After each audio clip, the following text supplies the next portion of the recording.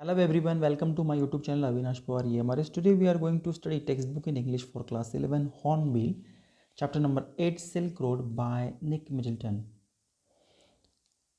आता silk road काय आहे तर हा एक म्हणूया मार्ग आहे. आणि हा मार्ग कशासाठी केला जायचा? व्यापारासाठी.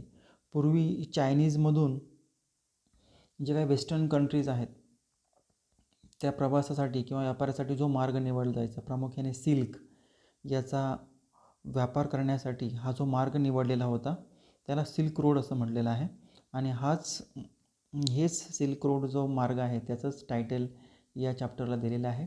तर याच्यामध्ये आपण पाहणार आहोत की कशा पद्धतीने रायटरचा एक्सपिरियन्स आहे.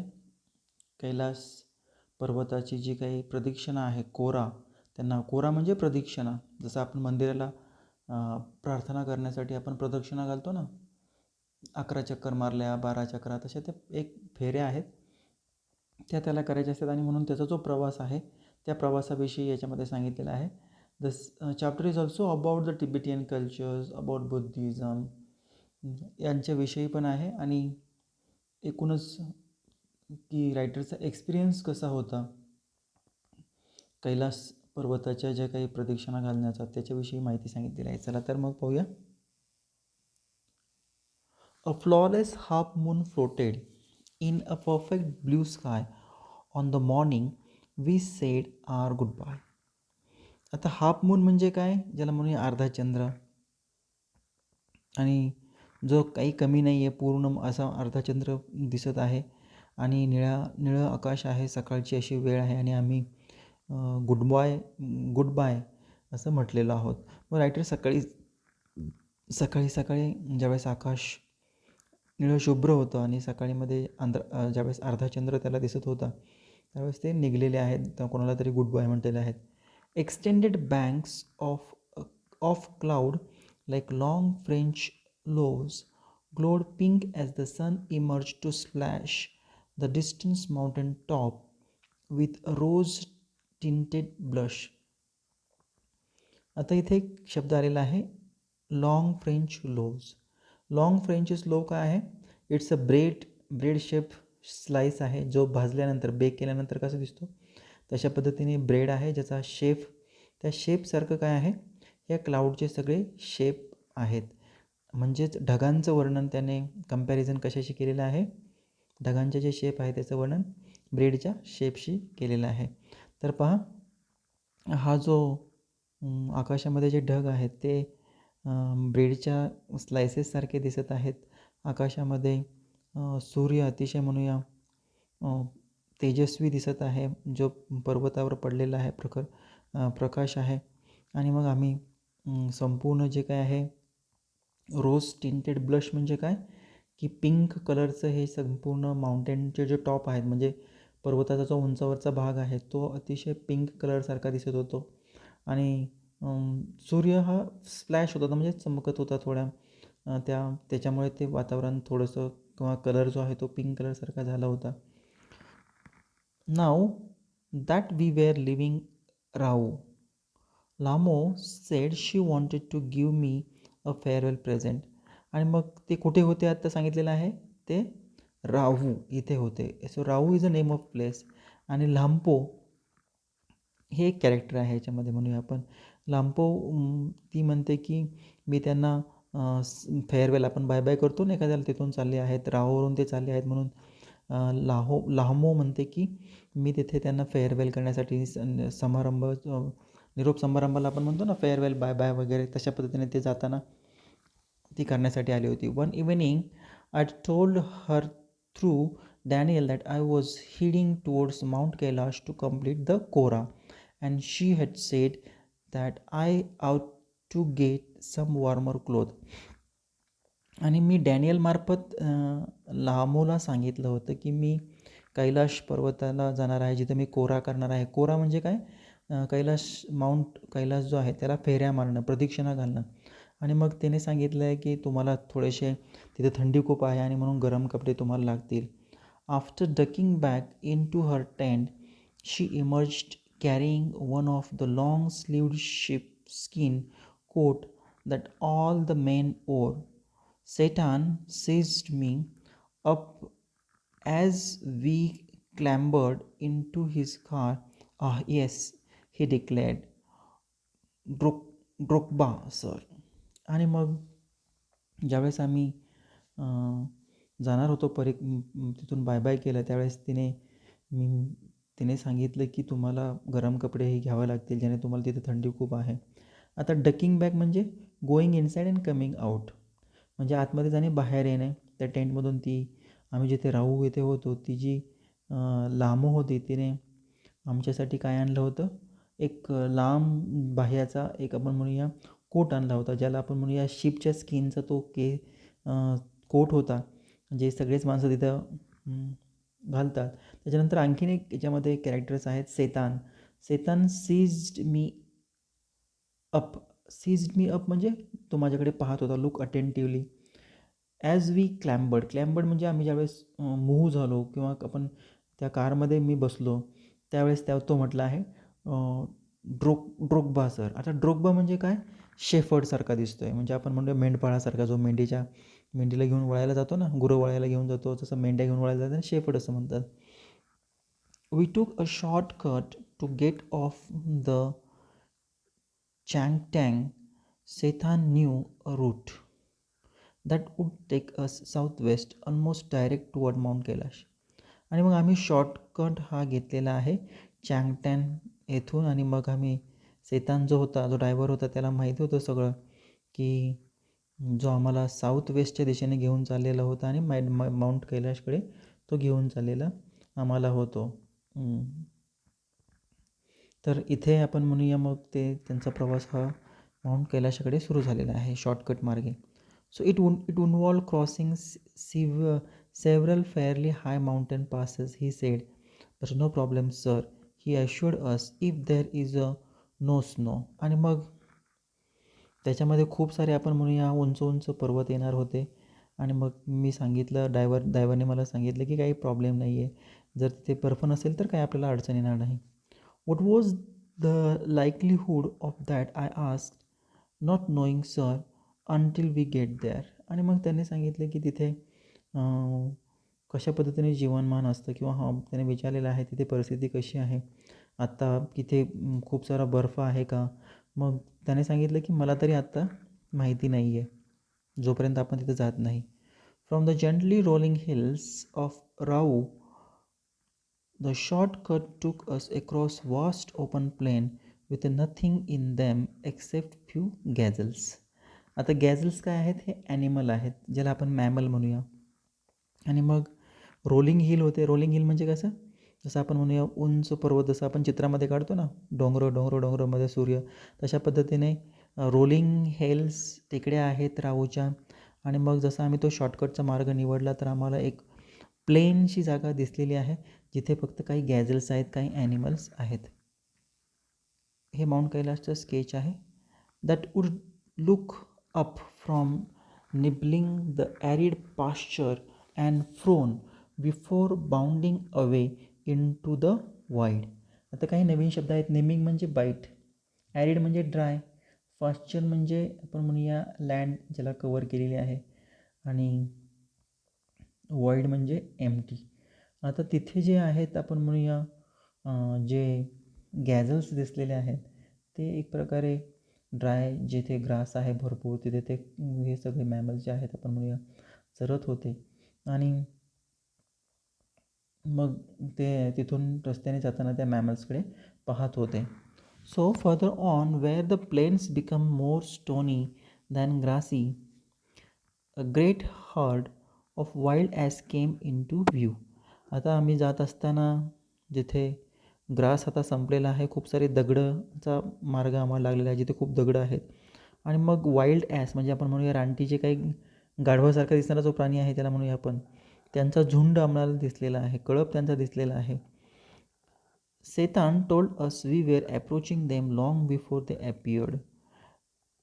खँग ही सेड. आणि मग त्याने सांगितलेलं आहे की आपल्याला दिसतं त्याच्यापेक्षा ते लांब आहेत, त्यांना खँग असं टिबेटियन भाषेमध्ये म्हटलं जातं, ज्याचा अर्थ टिबेटियन ॲस आहे. So he pointing he said, pointing towards a far off pall of dust. When we drew near, I could see the herd galloping in massy, wheeling and turning in tight formation as if they were practicing maneuvers on some predetermined course. Plump of dust billowed into the crisp, clean air. त्याच्यामध्ये काही नवीन शब्द new words आहेत. तर पहिला पाहूया, फार of Pal of dust म्हणजे माती उडणे. त्याचबरोबर हर्ड गॅलोपिंग म्हणजे ज्याला आपण म्हणूया ग्रुपमध्ये आहेत, जो ग्रुप आहे तो ग्रुप, संपूर्ण जे काही ॲस जे प्राणी होते ते. त्याचबरोबर आपण म्हणूया इथे प्रॅक्टिसिंग मॅन्युअर्स म्हणजे सिरीज ऑफ मुवमेंट, आणि billowed means filled with air swelled out. आणि मग जसं जसं तो कळप आम्हाला त्या प्राण्यांचा दिसू लागला आणि आम्ही त्यांच्याजवळ गेलो, आणि मग तो जो कळप आहे आम्हाला ग्रुपने दिसलेला आहे, आणि त्यांचं एक असं एक फॉर्मेशनने ते चालत होते. जसे पक्षी आकाशामध्ये उडताना एक आकार नक्षी करतात आणि त्या आकारानेच ते उडतात, तसं हा जो कळप आहे एका फॉर्मेशनमध्ये, एका डिझाईनमध्ये चाललेला त्यांना दिसलेला आहे. आणि मग त्यांची एक सिरीज ऑफ मुवमेंट जी म्हणूया, उडत असताना त्यांची एक मातीमध्ये जो धुराळा आहे, तोही धूळ जी आहे ते मातीचा धुराळा पण उडत होता. कारण पाण्याने जी काही डस्ट आहे, धूळ आहे, ती हवेमध्ये मिळालेली होती, आणि म्हणून धुराळा पण आम्हाला रस्त्यावरती सगळा उडालेला दिसाला.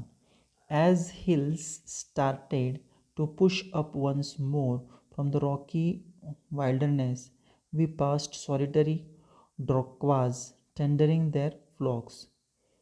Sometime men, sometime women, this well-wrapped figure would pause and stare at our car, occasionally waving as we passed. When the track took us close to their animal, the ship would take evasive action, veering away from the spreading vehicle. याच्यामध्ये आता काही new words आहेत, त्याचे पहिल्यांदा पाहूया. Solitary म्हणजे alone, डोकबास means shepherd आपण म्हणूया. त्याचबरोबर इव्हॅसिव्ह म्हणजे आपण म्हणूया सेव्ह, आणि विअरिंग म्हणजे चेंज डायरेक्शन. आता ज्यावेळेस त्या प्रवासाने ते ही माउंट कैलाशकडे चाललेले होते, आणि रस्त्यामध्ये त्यांना खूप सारे आपण म्हणूया रॉकी जे रोड्स आहेत किंवा दगडाचे जे रोड आहेत ते त्यांना दिसलेले आहेत. त्याचबरोबर हे प्राण्यांचे कळपही दिसलेले आहेत. काही पुरुष दिसलेले आहेत, स्त्रिया दिसलेल्या आहेत, ज्यांनी अतिशय वेगवेगळे त्यांच्या कल्चरचे कपडे घातलेले आहेत. ते थांबायचे, नंतर आमच्या कारकडे पाहायचे, आणि काहीजण आम्हाला वेविंग म्हणजे बाय बायही करायचे जेव्हा आम्ही तिथून निघून जायचो. आणि मग ज्यावेळेस आमचा जो रोड आहे तो ज्या प्राण्यांजवळ गेला, त्यावेळेस तिथे काही मेंढ्याही होत्या, ज्या आपण म्हणूया त्या अतिशय वेअरिंग अवे म्हणजे त्या आमच्या डायरेक्शन चेंज करायच्या, आमच्या रस्त्याच्या आडवे तिडवे त्या पळायच्या. आणि मग जसं आमचं व्हेकल तिथून स्पीडने पास व्हायचं, तसं ते मेंढ्या घाबरून कदाचित इकडे तिकडे पळायचे, त्यांच्या डायरेक्शन त्या बदलत होत्या. We passed nomads, dark tent pitched in splendid isolation, usually with a huge black dog, a Tibetan mastiff, standing guard. आणि मग आम्हाला याच्यामध्ये आपण म्हणूया नोमाड ही एक भटकी जमात आहे. जसं एक प्रदेशामध्ये एका ठिकाणाहून दुसऱ्या ठिकाणी लोक जातात, त्याला नोमॅड असं म्हणतात, जे टेंटमध्ये राहत असतात. आता स्प्लेंडिड इथं आयसोलेशन म्हणजे इथे दूरदूरवर ते हे लोक एकटे राहत असतात. त्यांच्याकडे एक काही डॉग असतात, ज्यांना आपण म्हणूया तिबेटियन मास्टिफ असं म्हणतात. आणि मग इथे रायटरने सांगितलेलं आहे की नोमॅड या जमातीचे लोक आम्हाला दिसलेले आहेत, जे टेंटमध्ये राहिलेले आहेत, अतिशय वेगळे, एकटे ते राहतात. त्यांच्याकडे अतिशय ह्यूज मोठे असे काळे कुत्रे आहेत, ज्यांना मास्टिफ असं म्हटलेलं आहे, जे त्यांचं संरक्षण करतात. So this beast would cock their great big head when they become aware of our approach and fix us in their sight.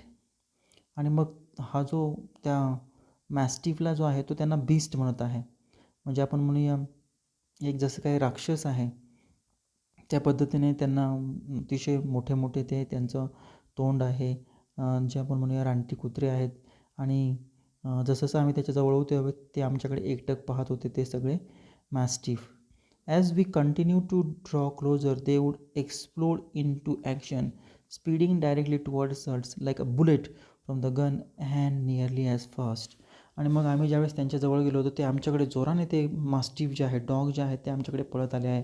जसं काय गनमधून बुलेट निघते त्या स्पीडने ते आमच्याकडे पळत आलेले आहेत.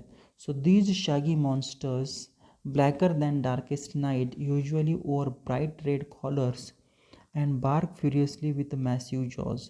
आता ह्या कुत्र्यांचं वर्णन त्याने केलेलं आहे, ज्याला मास्टिफ असं म्हणतात, जे अतिशय शॅगी होते. ह्या शॅगी म्हणजे खूप सारे त्यांच्या अंगावर केस होते. मॉन्स्टर्स म्हणजे राक्षसारखं दिसणारे, जे खूप काळे होते, नाईटपेक्षाही आपण म्हणूया काळे असे ते मास्टिफ होते. आणि ज्यांच्या गळ्यामध्ये ब्राईट रेड कॉलर्स ज्या होत्या, आणि अतिशय घाबरवणारं त्यांचे जे काही जॉज होते, दात होते, ते रायटर आपल्याला सांगतात. They were completely fearless of our vehicle, shooting straight into our path, causing Setan to brake and swerve. आणि मग ते आमचे जे वेकील येत होते, त्या वेकीलला अजिबातही घाबरत नव्हते, सरळ आमच्या मागे पळत यायचे. आणि त्यामुळे काय होतं की जो माझा ड्रायव्हर जो होता सेतान, तो ब्रेक मारायचा आणि मग त्याच्यामुळे स्वेअर म्हणजे काय, चेंज डायरेक्शन सडनली. आणि मग त्या कुत्रे जर मध्ये आडवे रस्त्यावर येऊ लागले, आमच्या अंगावर पडू लागले, तर त्याच्यामुळे गाडीचा मार्गसुद्धा बदलला जायचा. The dog would make chase for 100 meters and so before easing off. Having seen us off the properly, it wasn't difficult to understand why ferocious Tibetan Mastiff became popular in Chinese imperial court as a hunting dog brought along the Silk Road in the ancient time as a tribute from Tibet. आणि मग जे dog होते ते आमच्या गाडीच्या 100 मीटर्सपर्यंत पाठलाग करायचे. आणि मग जोपर्यंत आम्ही तिथून जात नाही तोपर्यंत ते आमच्याकडे पाहत राहायचे. आणि म्हणून हे समजण्यासाठी कठीण होतं की हे जे घाबरवणारे, जे आपण म्हणूया, जे टिबेटियन जे डॉग्स होते, ज्याला मास्टिफ असं म्हणतात, जे चायनाच्या राजदरबारी, चायनीज इम्पिरियल कोर्ट म्हणजे चायनाचे जे राजे होते त्यांच्या राजदरबारी ते हे हंटिंग डॉग्स असायचे. आणि मग जे तिबेटवरून आणलेले असायचे, ज्या सिल्क रोड त्या मार्गावरूनच ते आणलेले जायचे as a tribute from Tibet. आणि मग ते अतिशय रॉयल होते आपण म्हणूया. So by now we could see snow capped mountain gathering on horizon. आणि मग त्यांनी पाहिलेलं आहे की एक प्रकारे बर्फ, त्या पर्वतांवरती खूप सारा बर्फ आहे. आणि एक जे त्या माउंटनवरती माउंटनच्या वरती बर्फ आहे, आणि जे आम्हाला हॉरिझनमधून ते दिसत आहे. तर हॉरिझन म्हणजे काय, जिथं आपण म्हणूया की सूर्य जो आहे तो दिसतो उगवताना, आणि त्याच्यामागे काही पर्वत दिसतात ना, आणि जिथे सूर्य उगवतो किंवा अस्त होतो, जी लाईन आहे त्याला हॉरिझन असं म्हणतात. तिथून आम्ही ते बर्फ त्या पर्वतावरती पाहत होतो. We entered a valley where a river was wide and mostly clogged with ice, brilliant white and glinting in the sunshine. आणि मग आम्ही त्या दरीमधून जाऊ लागलो. तिथे एक नदी होती ज्याच्यामध्ये खूप सारा बर्फ होता, परंतु ते पाणी जे म्हणूया बर्फ व्हाईट होता. त्याचबरोबर ग्लिंटिंग म्हणजे शाईन करत होता तो सनशाईनमध्ये. The trail hugged its bank twisted with meanders as we gradually gained height and the valley side closed in. आणि म्हणून हा नदीचा जो ट्रेल म्हणजे काय, नदीचा जाणारा रस्ता जो आहे तो आपण त्यांच्या नदीच्या किनाऱ्यावरून जात होता. तो ट्विस्टिंग होता म्हणजे वळणावळणाचा होता. विथ मेंडियर्स म्हणजे काय, ट्विस्ट अँड टर्न, त्याच्यामध्ये टर्न्स खूप होते. आणि मग जसं आम्ही उंचावर जाऊ लागलो त्या व्हॅलीच्या, तसं ती दरी जी आहे कमी कमी होत गेली. म्हणजे दरी लांबून वर गेल्यानंतर दरी खाली जी दरी होती ती कमी कमी कमी कमी दिसत गेली. The turn become sharper and the ride bumpier. Setan now in third gear as we continue to climb. आणि मग आम्ही जसं गाडी चालवायला लागलो त्या वरती त्या माउंटेनकडे वरती जाऊ लागलो, तर ते टर्न जे होते ते शार्पर होते, अतिशय आपण म्हणूया नागमोडी वळणाचे होते. ज्याला म्हणूया बंपर होते साईडला, म्हणजेच रस्ता काही चांगला नव्हता. आणि ज्यावेळेस त्याने थर्ड गिअरला टाकला होता आणि मग आम्ही वर पर्वतावरती चढायला लागलो होतो. The track moved away from icy river, labouring through steeper slope that sported big rocks doubled with patches of bright orange lichen. आता मग हे जे ट्रॅक्स होते ज्याच्यामध्ये म्हणूया आपण मध्येच रस्त्यामध्ये ज्याला बर्फाच्या नद्या होत्या आणि खूप सारे स्टीपर्स होते, ज्याला आपण म्हणूया चढ होता, स्लोप्स होते याच्यामध्ये मोठे मोठे खडकं होते किंवा रॉक्स, दगडं आपण म्हणूया जे होते.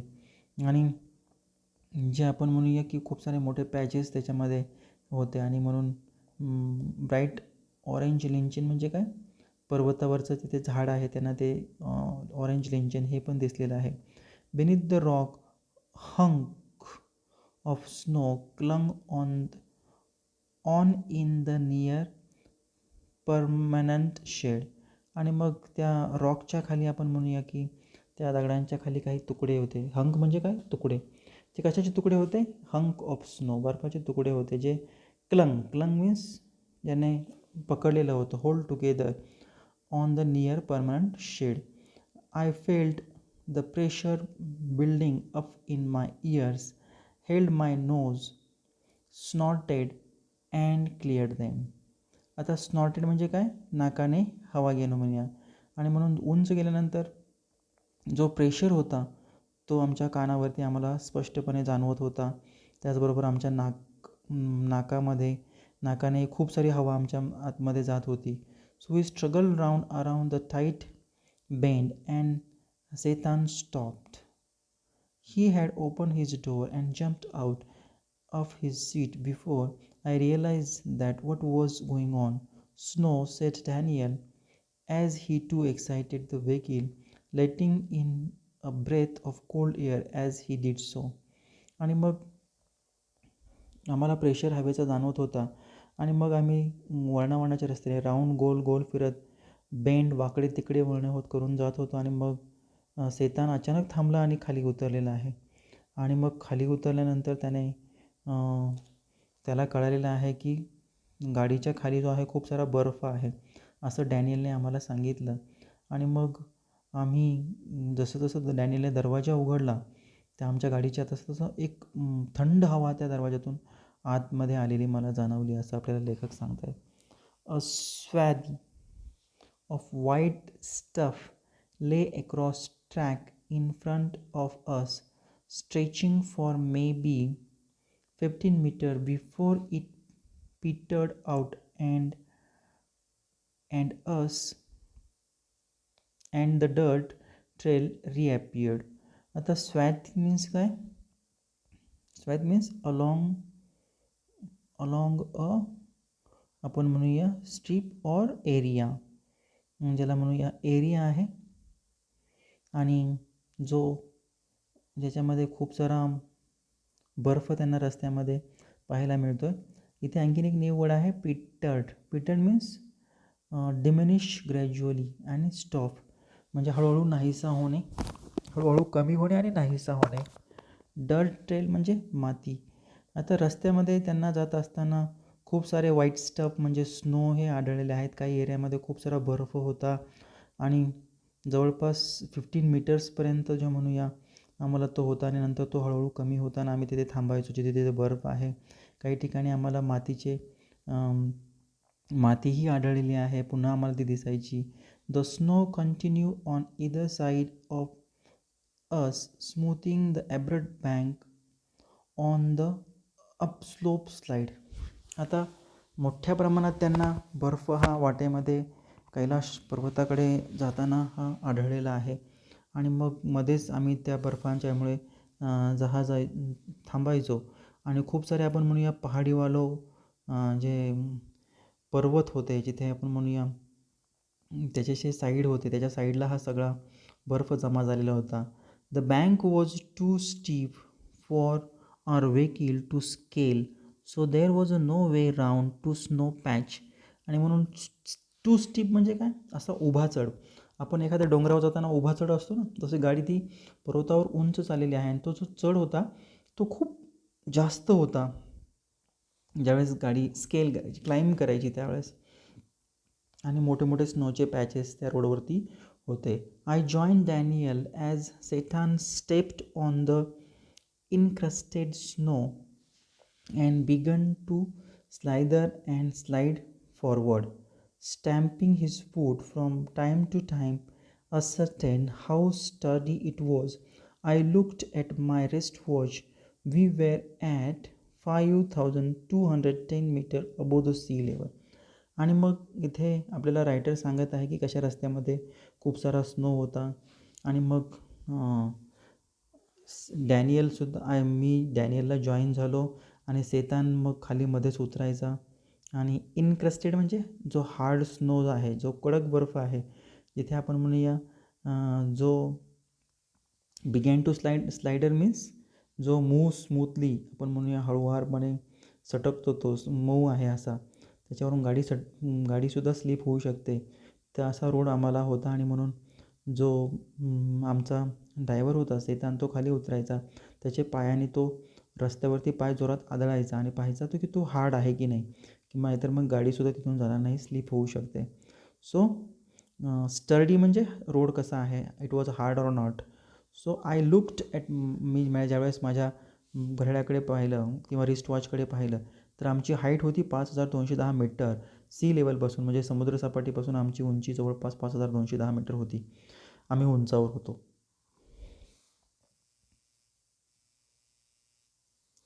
The snow didn't look too deep to me, but the danger wasn't its depth, Daniel said, so much as its icy top layer. आणि म्हणून तो स्नो जो होता, बर्फ जो होता, तो जास्त खोलवरती आपण म्हणूया नव्हता, परंतु त्याच्यामध्ये मला काळजी कशाची होती किंवा धोका जो कशाचा होता तो त्या डेप्थचा नव्हता असं डॅनियल म्हणाला. कारण त्याच्यामध्ये खूप सारे आयसी टॉप लेयर होते, बर्फाचे जे लेयर होते ते.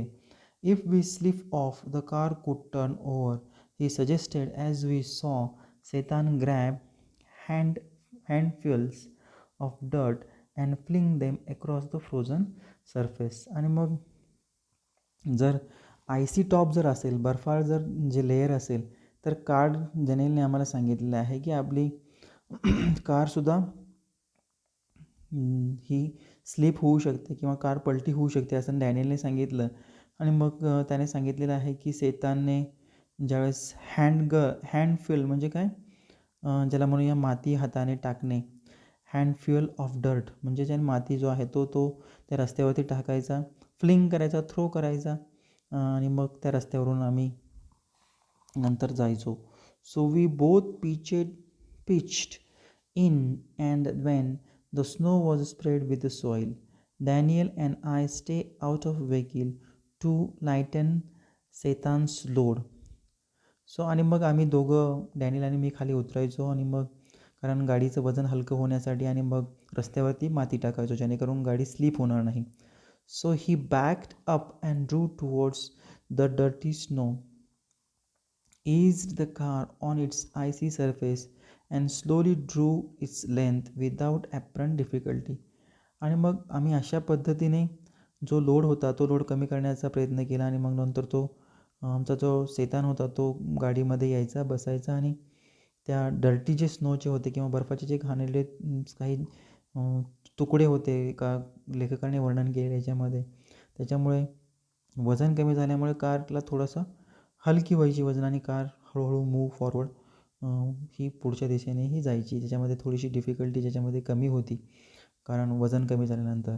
So 10 minutes later we stopped at another blockage. Not good, sir, Setan announced as he jumped out again to survey scene. आता 10 मिनिटांनी पुन्हा आमची गाडी पुढे गेल्यानंतर पुन्हा थांबलो की पुन्हा एक ब्लॉकेज, अडथळा हा निर्माण झालेला आहे. आणि मग येथे सेतान, आमचा जो ड्रायव्हर होता, तो म्हटलं की हे काही चांगलं नाही आहे. तो खाली उतरला आणि त्याने पाहायला सुरुवात केलेली आहे. This time he decided to try and drive round the snow. आणि मग ह्यावेळेस त्याने निश्चित केलेलं आहे की कार चालवायची आहे, पण तो त्या स्नोच्या भोवतालून जायचं, त्याच्यावरून जायचं नाही, त्याच्या बाजूने जायचं. So the slope was steep and studded with major rock, but somehow Setan negotiated them. आता जो जो आपण म्हणूया उतार जो होता वरच्या दिशेचा तो अतिशय आपण म्हणूया तीव्र होता.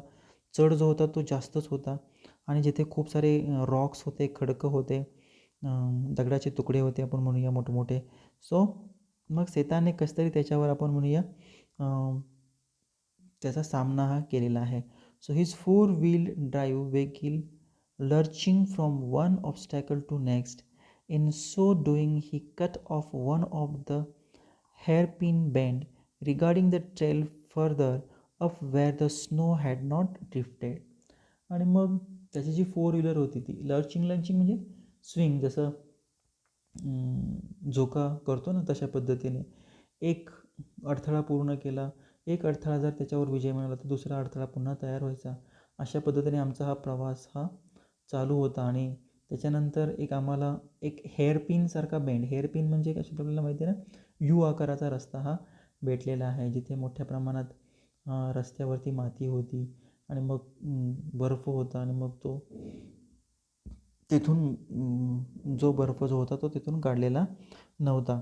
I checked my watch again as we continue to climb in bright sunshine. We crept past 400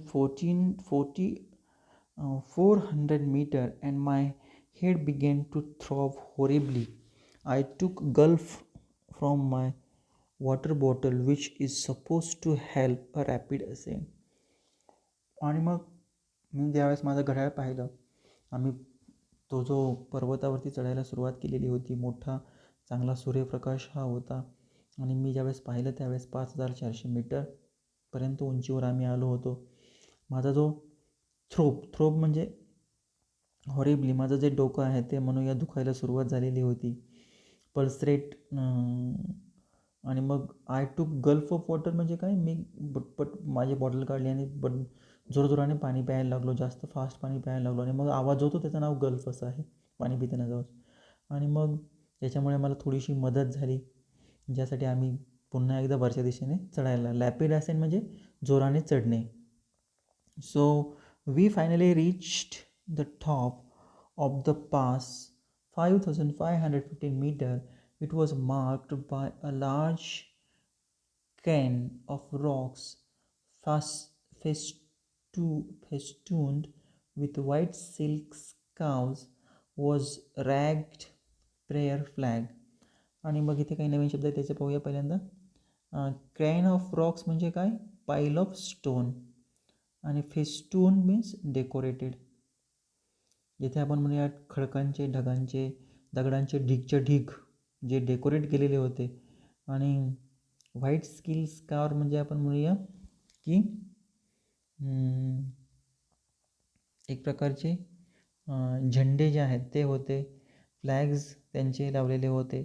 तर मग इथे ज्यावेळेस रायटर आणि जो त्यांचा ड्रायव्हर आहे हे ज्यावेळेस पास म्हणजे काय, एका पर्वताकडून दुसऱ्या पर्वताकडे जात असताना तर किती उंची होती, ज्यावेळेस टॉपला गेल्यानंतर ते रिच्ड लेखक ज्यावेळेस उंच पर्वतावरती टॉपवरती गेल्यानंतर त्याने तो जागा तिथून पास केलेली आहे.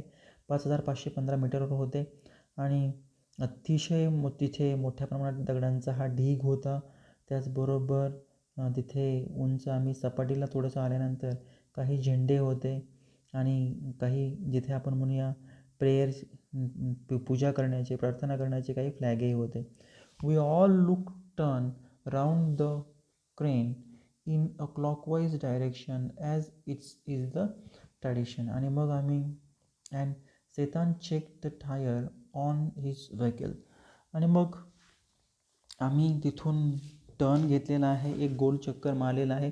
तो दगडांचा जो ढिगारा होता तिथून क्लॉकवाईज जसं आपण म्हणूया घड्याळाची दिशेने जसे फिरते त्या दिशेने आम्ही त्या दगडांच्या ढिगाऱ्याला एक चक्कर मारलेला आहे जशी तेथील परंपरा होती. आणि मग सेतानने पुन्हा त्याचे टायर्स जे आहे ते चेक केलेले आहेत. He stopped at the petrol tank and partially unscrewed the top which emitted a loud his. आणि मग त्याने तो थांबला, पेट्रोल टँक्स त्याने चेक करण्यासाठी अनस्क्रू केला, त्याचा टॉप वाचला म्हणजे पेट्रोलच्या टाकी उघडल्यानंतर एक इमिटेड लाऊड हिस असा आवाज आला. The lower atmospheric pressure was allowing the fuel to expand, so it sounded dangerous to me. Maybe sir, Setan laughed, but not smoking, no smoking. आणि मग जे काही ॲटमॉस्फिअरमुळे जे काही प्रेशर तयार झालं होतं, जे लो प्रेशर झालं त्याच्यामुळे जे फ्युअल होतं ते फ्युअल जे आहे ते वाढलेलं होतं आणि म्हणून त्याचा आवाज हा झालेला होता. आणि मी सांगितलं की याच्यामध्ये धोका काही नाही आहे. आणि मग सेतान हसलेला आहे आणि आवाज आहे, परंतु तेथे काही धूर वगैरे त्याच्यामध्ये नाही आहे. माय headache soon cleared as we carried down the other side of pass. आता तेथे सांगतात की मी ज्यावेळेस कॅरीड डाऊन म्हणजे काय, मूव्ह फास्ट, जास्त जोराने चालणे. ज्यावेळेस आम्ही उताराच्या दिशेने लागलो, आता अदर साईड, आता आपण पाहिलं होतं की एक पास केला होता, जसं आपण एक पर्वत केल्यानंतर पुन्हा खालीनंतर काही सपाट भाग लागतो आणि पुन्हा आपण उताराला लागतो, आपण जसं म्हणूया. तो उताराचा भाग सुरू झालेला आहे, अदर साईड ऑफ पास. उताराचा भाग सुरू झाल्यामुळे येथे रायटर म्हणतात की माझं जे डोकं दुखत होतं ते थोडंसं बरं व्हायला सुरुवात झाली होती. It was 2 o'clock by the time we stop for lunch. आणि मग 2 वाजले होते आणि आम्ही लंच करण्यासाठी थांबलेलो आहोत. We ate hot noodle inside a long canvas tent, part of a work camp erected beside a dry salt lake. आणि मग आम्ही तिथे नूडल खाल्लेले आहेत तिथे. आणि ते जिथे आम्ही खाल्ले नूडल तिथं हा एक कॅनव्हास कापडाचा तो टेंट होता, जिथे वर्क कॅम्प होता. आणि जिथे ते टेंट होतं ते एक साल्ट लेक होतं, जिथे ड्राय मीठ जे आहे ते काढलं जायचं, अशा ठिकाणी तो टेंट होता. द प्लॅट्यू इज पॉकमार्क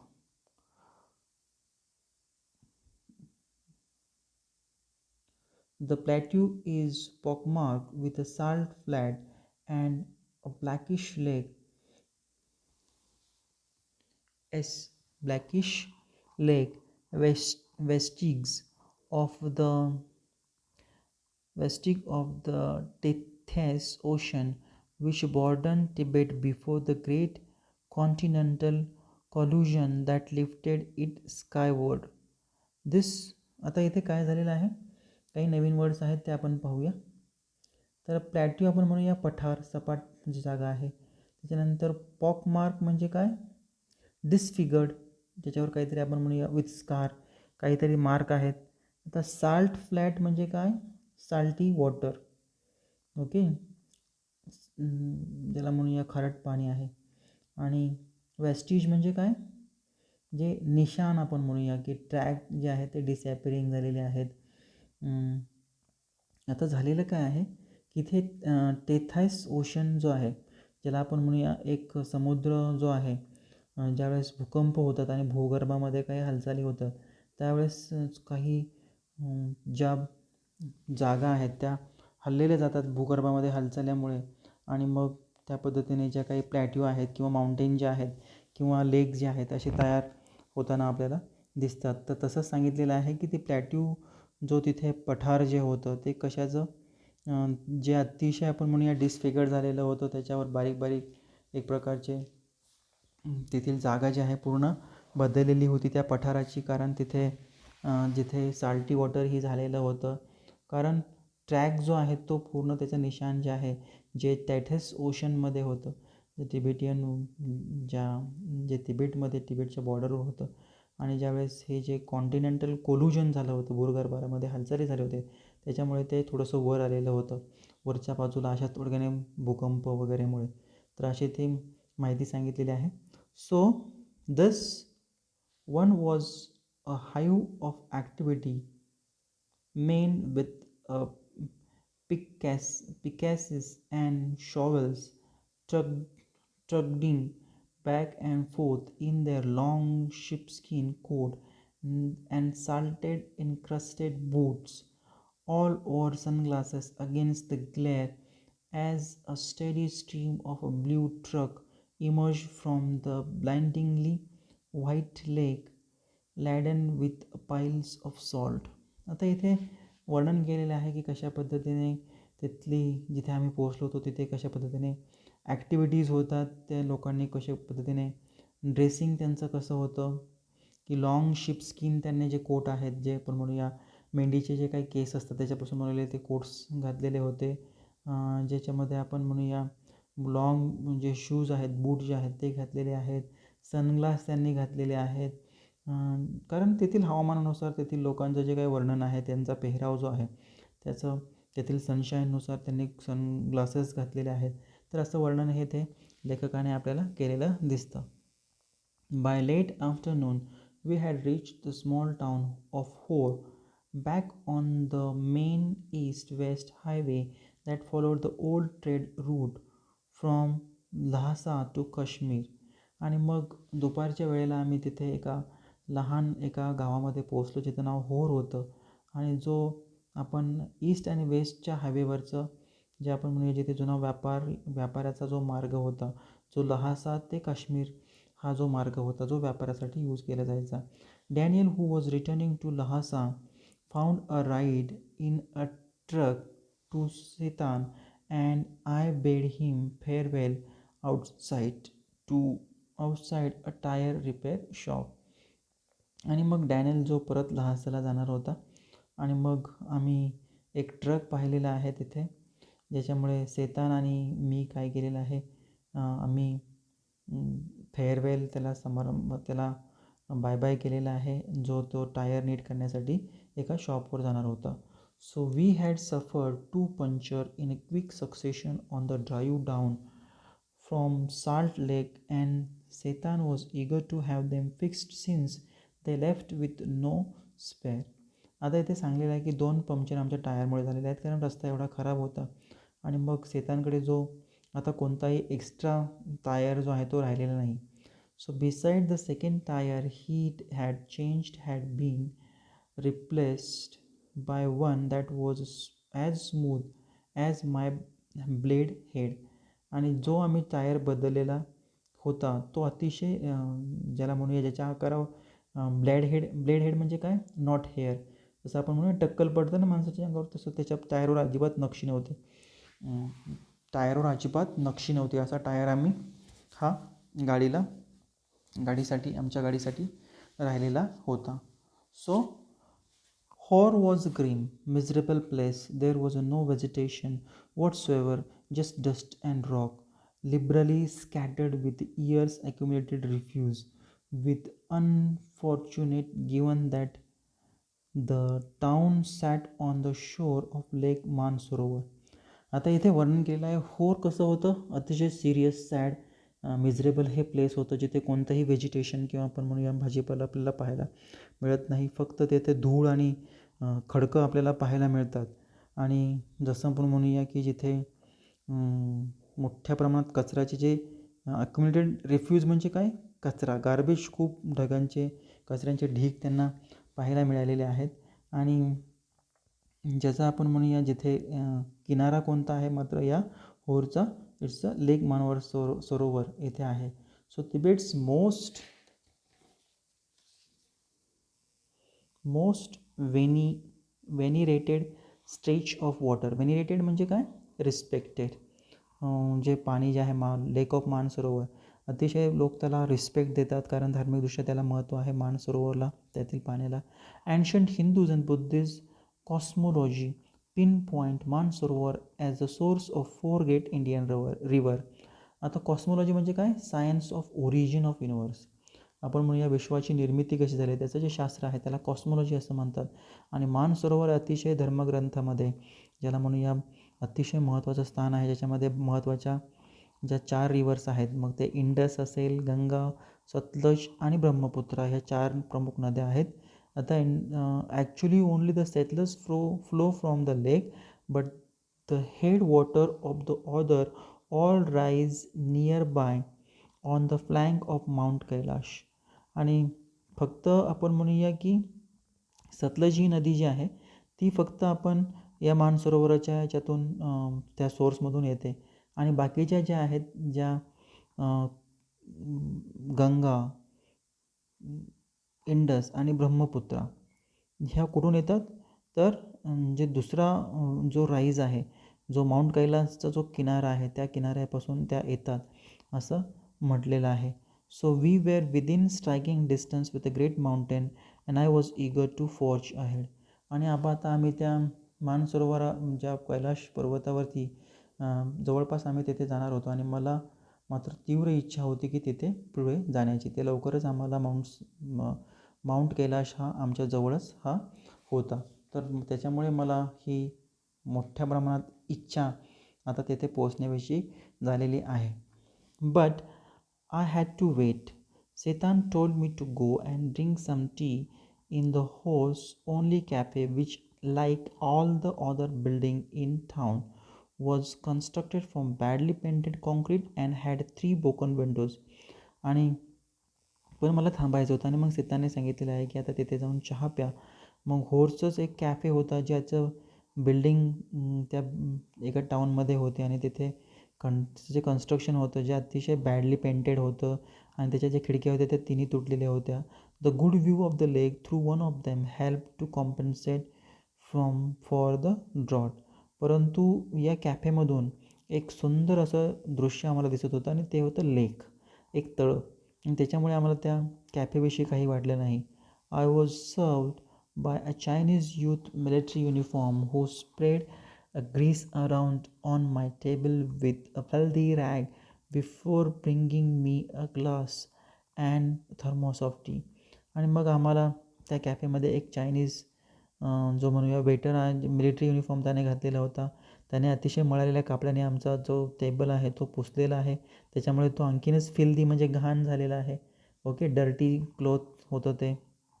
आणि मग माझ्याबरोबर एक पाण्याचा त्यांनी पाणी आणलं आणि थर्मासमध्ये टी आणला. Half an hour later Setan relieved me from my solitary confinement and we drew past a lot more rocks and rubbish westward out of town towards Mount Kailash. आणि मग अर्ध्या तासानंतर सेतानने मला अतिशय ज्याला म्हणूया रिलीव्ड केलं. मला सुटकेचा श्वास मी टाकलेला आहे की आम्ही तिथून सॉलिटरी म्हणजे काय, अलोन, तिथून आम्ही निघालेलो आहोत. जो रस्ता होता ज्याच्यामध्ये खूप सारे रबिश रॉक होते किंवा खूप सारा कचरा त्याच्यामध्ये रस्त्यामध्ये होता. आणि मग आम्ही तिथून त्या रस्त्याने माउंट कैलाशकडे रवाना झालेलो आहे. So my experience in Hor came as stark contrast in account I had read of earlier travellers. आता मी जे माझ्या अगोदर जे प्रवासी येऊन गेलेले होते त्यांच्यापेक्षा माझा जो होरचा जो अनुभव होता तो अतिशय वेगळा होता असे रायटर आपल्याला सांगत आहेत. मग काय अनुभव आला रायटरला, कसा होता होर, तर तेथे सांगितलेलं आहे. फर्स्ट एन्काउंटर विथ द लेक मानसरोवर. आणि मग जो मानसरोवरचा अनुभव आलेला आहे तोही त्याने सांगितलेला आहे की मानसरोवर आणि होर या जो अनुभव इतर आधी आलेल्या ट्रॅव्हलरने सांगितलेला आहे त्याच्यापेक्षा माझा अनुभव हा वेगळा होता. मग काय अनुभव वेगळा होता. Ekai Kawaguchi, a Japanese monk who had arrived there in 1900 was so moved by sanctity of the lake that he burst into tears. आणि मग मानसरोवरला गेल्यानंतर एक इकाई कावागुची हे जॅपनीज मॉन्क होते, सेंट होते, ज्याला म्हणूया बुद्धिझमला मानणारे जे असतात डिसायपल ते होते. आणि जे तिथे 1900 या सालामध्ये आले होते. ते ज्यावेळेस मानसरोवरला पोहोचले, ज्यावेळेस त्याने ते पाहिलं त्यावेळेस त्यांच्या डोळ्यामध्ये अश्रू आले होते. A couple year later the hallowed water had a similar effect on Sven Hedin, a Swede who wasn't prone to sentimental outburst. त्याच्यानंतर काही वर्षानंतर एक हॅलोवेड वॉटर म्हणजे तेथील जे पाणी आहे अतिशय पवित्र आहे, ज्याला म्हणूया त्याच्यासाठी स्वेन हेडिन हे स्वीडीवरून तिथे आलेले होते आणि त्यांनीसुद्धा एक प्रकारचं भावनिक ते तिथून होऊन त्यांनी पण अश्रू त्यांच्या डोळ्यामध्ये आलेले होते.